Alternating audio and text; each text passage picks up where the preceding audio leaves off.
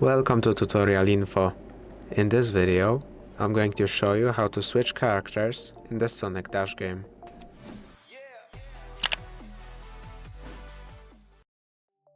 To switch characters, you want to either tap on the character on the main screen or on the cards right here to enter your collection.